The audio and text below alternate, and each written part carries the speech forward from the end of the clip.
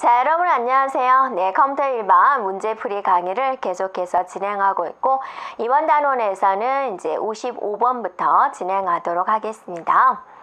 자, 55번 문제를 볼까요? 네, 캐시 메모리 시스템을 구성을 할 때 일반적으로 캐시 블럭은 복수의 워드를 가지고 구성이 되는데, 이것은 어떤 항목이 참조가 되면 그 근처에 있는 다른 항목들도 곧바로 참조될 가능성이 높은가. 자, 여러분이 거기다 밑줄 치면 돼요. 그 근처에 있는, 그래서 근처에 있는 다른 항목들도 곧바로 참조가 되는 거. 이거는 무엇이라고 하냐라는 거죠. 자, 여기서 이제 왜 문제가 되는 거냐면, 이제 우리가 CPU가 있고 여기에 캐시라는 기억 장소가 있고 메인 메모리라는 기억 장소가 있다라는 거죠. 자, CPU는 굉장히 속도가 빠른 거고 메인 메모리는 CPU에 비하면 속도가 늦은 거죠. 그래서 모든 데이터라든지 필요한 것은 다 메인 메모리에 저장이 되어 있는데, 자, 여기 속도 차이가 너무 많이 나니까 어떻게 하면 전체적으로 속도를 올릴 수 있을까? 그래서 캐시라는 걸 생각을 한 거죠. 자, 캐시라는 것을 중간에 둬가지고 CPU가 데이터를 가져올 때 캐시에서 가져오게 한다 그거죠. 근데 캐시는 공간이 굉장히 작아요. 그러니까 메인 메모리에 있는 모든 내용을 캐시에다 갖다 놓을 수는 없다라는 거죠. 그래서 꼭 필요한 것만 캐시에 갖다 놔야 되는데, CPU가 뭐를 필요로 할까? 그걸 적중을 잘 해가지고 CPU가 원하는 데이터가 캐시에 있으면 적중률도 높아지고 전반적인 속도도 올라가겠다라는 거죠. 그러면 CPU가 어떤 데이터를 참조를 할까 예측을 해야 되겠죠. 자, 그래서 나온 것이 뭐가 있냐면 시간 지역성, 공간 지역성이라는 이제 용어가 나온 것이다 라는 거죠.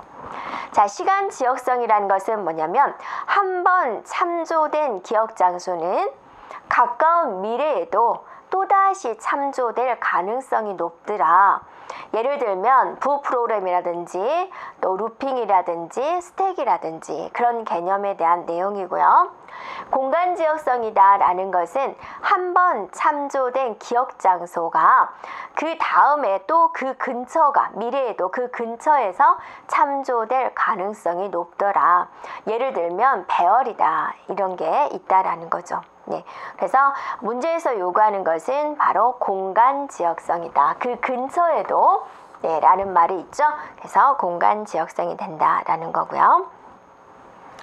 자, 그 다음에 56번에 보면 캐시 메모리의 집합은 그랬습니다. 그러면 얘는 이제 또 뭐가 문제가 되냐면 메인 메모리는 크기가 굉장히 넓다라고 그랬죠. 그래서 주소 체계도 굉장히 길어요. 예를 들면 얘가 자릿수도 일단 많죠. 0000, 0001 이런 식으로. 그 다음 데이터는 000, 10, 뭐 11 이런 식으로 이제 메모리가 이루어졌다 그랬죠. 이렇게 또 하다 보면 뭐 100001, 100000 10 이런 식으로 이제 주소의 개념이 잡혀질 것이다라는 거죠. 그럼 여기 있는 데이터를 캐시에다 갖다 놓을 건데 캐시 어디다 갖다 놓을 거냐? 캐시도 또 캐시 나름대로의 주소 방식이 있겠죠. 근데 얘는 너무 크고 얘는 작으니까 이 주소를 그대로 쓸 수가 없단 말이에요. 그래서 뒤에 있는 뭐 3개만 이렇게 쓰겠다. 그래서 캐시의 주소는 001, 뭐 0010 이런 식으로 갈 거다. 근데 보면은 어때요? 여기가 중복된 데이터가 들어오잖아요. 그러니까 001 해가지고 이제 여기다가 또 다른 비트를 하나 만든 거죠. 그래서 집합 0, 집합 1 해가지고 이런 세트로 만들어서 여기다 데이터 집어넣고 여기다 데이터 집어넣고 001이라는 번지가 이렇게 2개로 나누어지는 그런 개념으로 뭐 할 수가 있다. 이걸 이제 2비트를 잡으면 4가지로 분할이 되겠죠. 그러면 이제 여기서 캐시 메모리 크기가 전체적인 크기가 64K다 그랬습니다. 이 캐시 메모리의 크기가 64K다. 64K면 몇 승이요? 2의 16승이 되는 거죠. 됐죠? 자, 그 다음에 캐시 블럭의 크기가 32바이트다 그랬습니다. 자, 이 내부에서 이제 블럭 이렇게 나눠지는데 이 블럭이 자, 얼마다 라고 그랬냐면 32바이트다. 32바이트는 어디다? 2의 5승이 되죠. 그럼 여기까지 했을 때 블럭은 몇 개인가요? 2의 16승 나누기 2의 5승이 되죠. 그래서 2의 11승이 된다라는 거죠. 그럼 블럭은 2의 11승계가 존재한다라는 거예요. 근데 캐시의 연관 정도 4웨이 집합 연관 사상을 했다. 4개의 블럭이 하나로 합해서 하나의 세트를 이룬다 그거죠. 네, 그러니까 이 블럭이 이제 이렇게 해가지고 몇 개가 있어요? 2의 11승계가 있다. 근데 4웨이 방식이란 말이에요. 블럭이 4개씩 해가지고 된다. 그러니까 2의 11승 나누기 4. 그래서 2의 11승 나누기 2의 2승 해가지고 2의 9승계의 집합이 나온다라는 거죠. 되었나요? 네, 2의 9승은 얼마인가요? 512개가 되죠. 네, 그래서 캐시 메모리의 세트는 2의 9승, 즉 512개다 라고 볼 수가 있겠습니다. 자, 이제 57번 문제 보겠습니다. 네, 57번.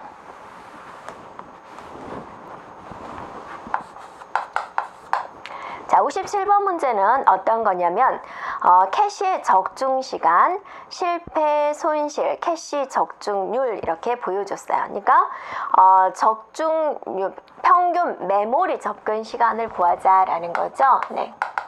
자, 여러분이 지금 구할게. 평균 메모리 접근 시간을 구해주세요 라는 거죠. 네. 그러면 얘는 뭔가요?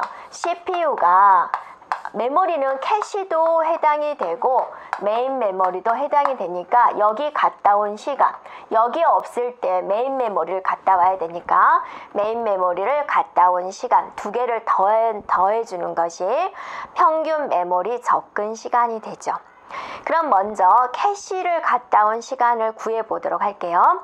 캐시에 갔더니 데이터가 있다, 그 적중률이다 라는 거죠. 캐시에 갔다 온 시간은 10 나노세컨드다 그랬어요. 그럼 여기가 10 나노세컨드 곱하기 90%, 90%는 이제 0.9가 되죠. 네. 그 다음에 메인 메모리를 갔다 온 것, 캐시를 실패했다라는 것은 뭐죠? 메모리를 갔다 왔다라는 거죠. 메모리 갔다 온 시간이 100 나노세컨드, 그 다음에 10%가 되겠죠. 얘가 90%니까 얘는 10%가 되겠죠. 계산을 해보면 10 곱하기 0.9 더하기 100 곱하기 0.1이 되네요. 네. 그러면 얘가 얼마인가요? 네. 얘가 지금 9가 되는 거고 얘가 10이 돼서 19가 되는 거죠. 근데 19가 어때요? 1, 2, 3, 4에 없어요. 네. 그래서 어떻게 구해줘야 되냐면 잘 생각을 해보세요. 네. 원칙상으로는 어때요? 정확하게 구한다면 CPU가 캐시를 갔다 왔어요. 그래서 적중률, 이거는 맞죠. 그러니까 10 나노세컨드 곱하기 90%, 여기까지는 변동이 없죠. 캐시를 갔다 온 시간이니까. 근데 메인 메모리는 여러분이 어쩔 때 가나요? 바로 CPU가 메인 메모리한테 가나요? 그러지 않죠. 캐시에 갔더니 없더라. 그러면 그때 메모리를 가는 거죠. 원칙상으로는 여기가 어때요? 캐시 갔다 온 시간 더하기 메모리 갔다 온 시간 곱하기 10% 이렇게 들어와야 된다라는 거죠. 됐나요? 그래서 캐시 갔다 온 게 10이고 메모리 갔다 온 게 100이니까 얘가 110이 되는 거죠. 이렇게. 그래서 계산을 해보면 10 곱하기 0.9 더하기 110 곱하기 0.1. 네. 그래서 9가 되고요. 11이 돼서 정답은 20 나노세컨드다. 이렇게 구해줘야 되겠죠. 그래서 문제를 봤을 때 여러분이 조금 융통성 있게 풀어주면 되겠습니다. 네, 정답은 2번이 되네요.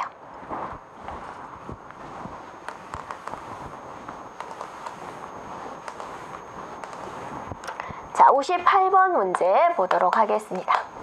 자, 58번 문제도 계산 문제에 해당이 되는데요. 한 페이지에 1024개의 문자가 있다 그랬습니다.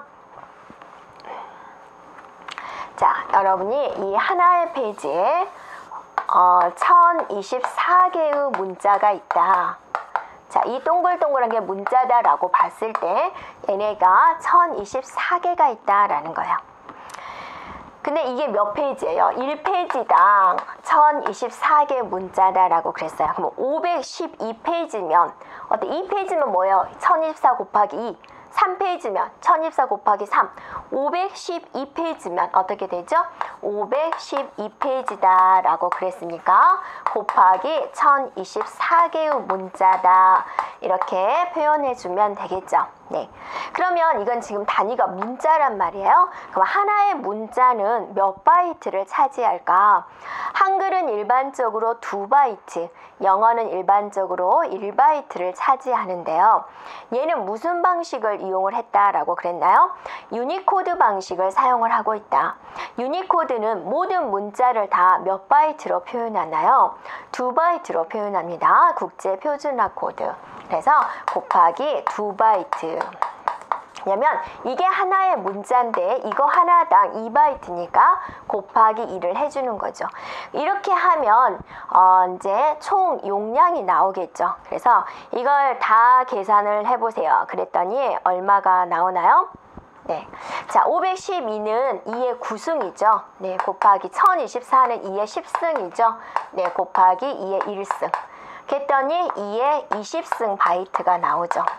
킬로, 메가, 2의 20승은 얼마인가요? 2의 20승은 1메가바이트가 된다라는 거죠. 그래서 용량이 1메가바이트예요. 근데 1기가의 저장 장치에 저장을 한다 그러죠. 1기가 넓은 여기 있는 1기가라는 저장 장치에 얘가 몇 개가 들어가느냐라는 거죠. 그러면 어떻게 해주면 돼요? 1기가 나누기 1메가 해주면 되죠. 자, 킬로, 메가, 기가는 어때요? 2의 30승이 되고 메가는 2의 20승이 되죠. 그래서 2의 10승이다. 2의 10승은 뭐죠? 1024가 되는 거죠. 그래서 정답은 2번에 있는 1024가 되겠습니다. 되겠죠?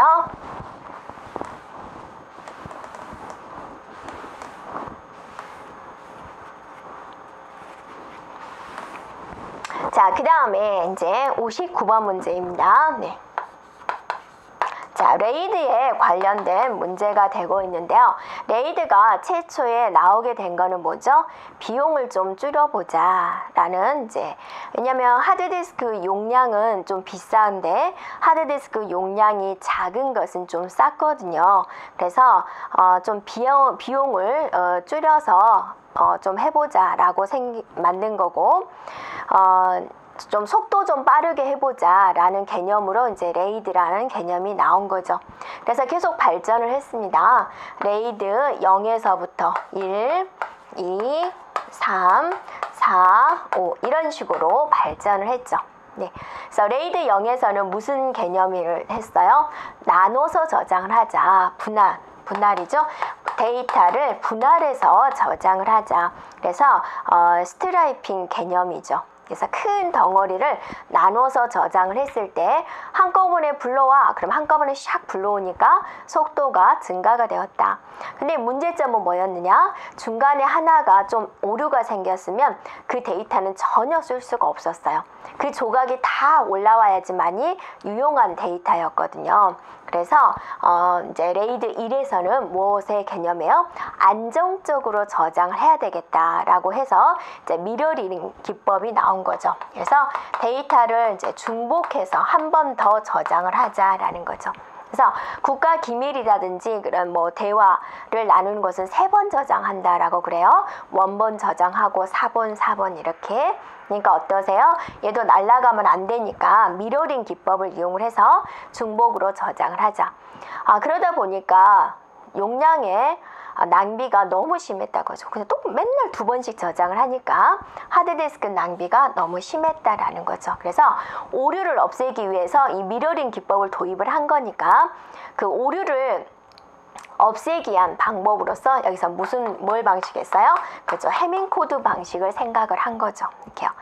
근데 이제 이렇게 하다 보니까 또 문제점이 있어서 이제 패리티 비트 방식을 생각을 한 거죠. 네.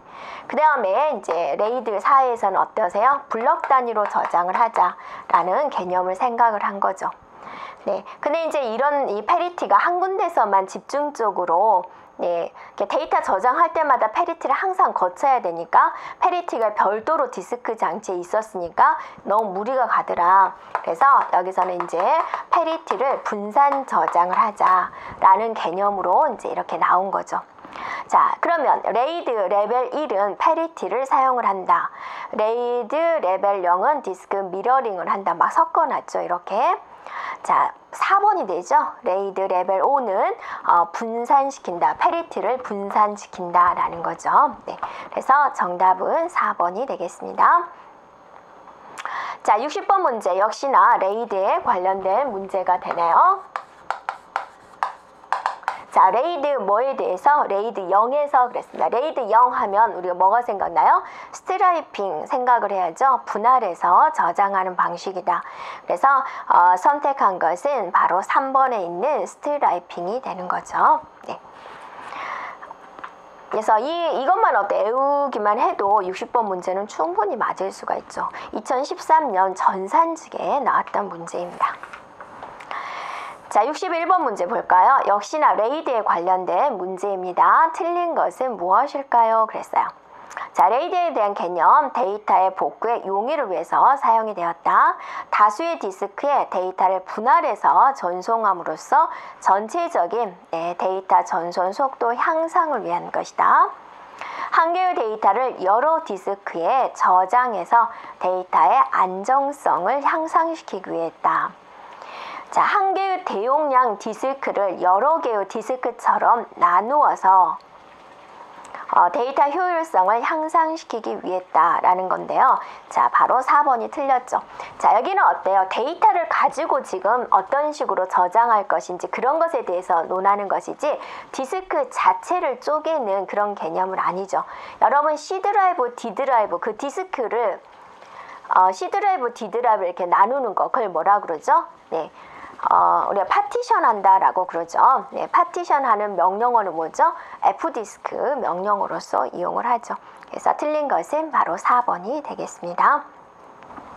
자, 62번 문제입니다. 자, 뭐에 대해서 물어봤냐면 레이드 1에 대해서 물어봤어요.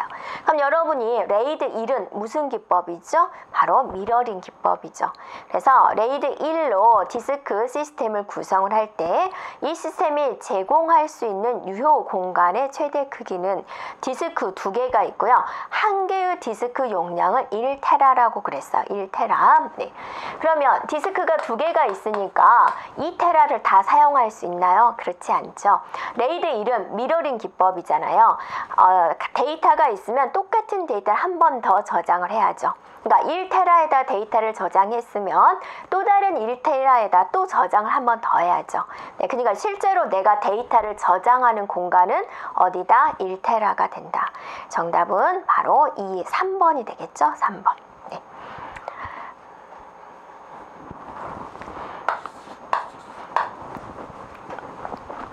자, 이제 63번 문제를 보겠습니다. 네, 명령어와 데이터 스트림을 처리하기 위한 하드웨어 구조에 따른 풀림, 분류에 대한 설명으로 옳지 않은 것은 그랬어요. 자, SISD 할 때 약자를 우리가 알고 있으면 되겠죠. S는 싱글, 인스트럭션, 싱글 데이터. 자, I는 명령어다라는 거고 얘는 데이터다라는 거죠. 그래서 하나의 명령어를 수행을 할 때 하나의 데이터가 필요합니다라는 거고 이제 M이 붙으면 뭐죠? 멀티, 여러 개라는 뜻이 되죠. 그래서 1번 설명 맞죠? 2번 SIMD죠? 이거는 뭐죠? 네, 하나의 명령어를 처리하는데 여러 개의 데이터를 사용을 하겠다라는 거죠. 네. 그 다음에 이제 MISD입니다. 여러 개의 명령어를 처리하는데 한 개의 데이터를 사용을 하겠다라는 거죠. 네. 그래서 서로 다른 명령어를 실행하지만 처리하는 데이터는 하나의 스트림이다 라고 그랬습니다. 자, 자, MIMD는 뭐죠? 여러 개의 명령어를 처리하는데 여러 개의 데이터가 사용된다라는 뜻이죠. 그래서 여러 개의 명령어와 여러 개의 데이터가 각각의 구역에서 각각 동작되는 그런 개념이 되겠습니다. 그래서 명령어가 순서대로 실행되지만 실행 과정은 여러 단계로 나누어서 중철시켜서 실행 속도를 나누는 방법이다라고 그랬는데 얘가 틀렸다라는 거죠. 그래서 여러 명령어가 있으면 각각 여러 가지 대역에서 각각 실행되게 하는 기법이 되겠습니다. 그래서 4번이 틀렸고요. 자, 64번 문제입니다. 네, 파이프라이닝에 대한 설명으로 옳지 않은 것은 그랬어요. 파이프라인이라는 것은 무엇인가요? 그러니까 하나의 명령어가 있으면 얘가 명령어가 끝나면 또 그 다음 명령어가 수행되고 그 다음 명령어 수행되고 이게 이제 일반적인 방법인데 실행 속도를 올리기 위해서 이 명령어를 쪼개는 거죠. 이렇게. 자, 그 다음에 두 번째 명령어가 이렇게 들어오는 거죠. 이렇게. 네. 그 다음에 세 번째 명령어가 이렇게 들어오는 거죠. 그래서 이 하나의 순간을 딱 쳐다본다면 이 세 개를 같이 처리하고 있다라는 거죠. 그러면 전체적인 명령어 속도가 올라가는 거죠. 자, A라는 명령어, B라는 명령어, C라는 명령어. 자, A 5초 걸렸다. B 5초, C 5초. 각각의 명령어가 걸리는 시간은 5초예요. 하지만 전체적으로 봤을 때 얘가 5초, 5초, 5초, 15초라면 얘는 여기까지가 5초, 6초, 7초면 끝난다라는 거죠. 됐나요? 그래서 여러 개의 명령어가 중첩돼서 실행된다. 실행 명령어의 처리율을 향상시킬 수가 있다. 개별 명령어의 실행 속도를 높이는 건 아니다라는 거죠. 개별 명령어는 어때요? 고정이죠. 네, 전혀 변화가 없습니다. 전체적인 명령어 속도를 올리는 것이다 라는 거죠. 네, 되었나요? 네, 자, 여기까지 진행을 하고요. 네, 다음 문제는 우리가 다음 시간에 보도록 하겠습니다. 여러분 수고하셨습니다.